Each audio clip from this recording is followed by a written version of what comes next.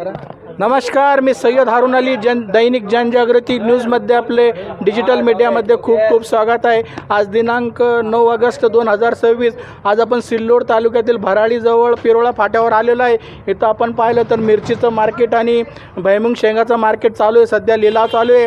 आपल्यासोबत आहे शेतकरी बंधू, यांच्याकडून यांची प्रतिक्रिया जाणून घेऊया की नेमकं मिरचीमध्ये ह्या वेळेस काय उरलं, किंवा नफ्यात आहे का तोट्यात आहे का नुकसानमध्ये आहे। भैया तुमचं नाव काय भैया?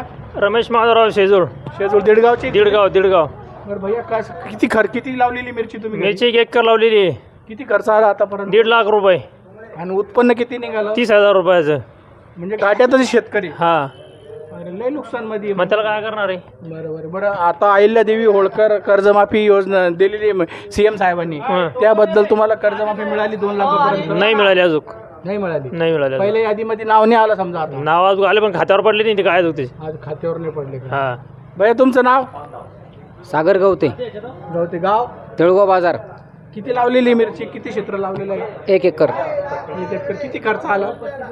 1,20,000। 1,20,000। उत्पन्न किती निघालं एक अंदाजन? उत्पन्न काय असं हो, नाही भाव असे उत्पन्न भेटूच आता नाही। काय चालू सध्या भाव? काय क्विंटल चालू आहे? 2,022 रुपये चालू आहे। 2,000 सुपर माल एकदम। हा, सुपर माल म्हणजे शेतकरी नेहमीच अडचणीतच राहतो, याच्यामध्येच राहतो। भैया तुमचं नाव सांगा? परमेश्वर बडाक। बडक साहेब पळशीचे आहे का? हो, पळशी।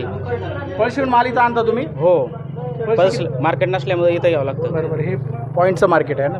हा। किती लावली मिरची भैया? मिरची लावलेली 1 एकर। बरं, किती खर्च आला त्याला?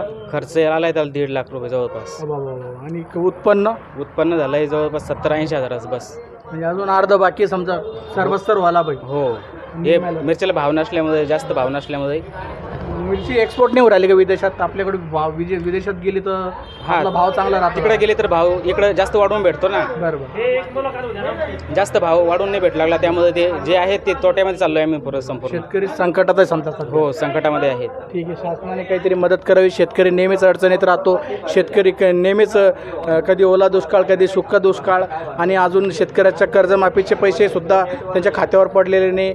मी जनजागृती न्यूज पुन्हा येईल। जय हिंद।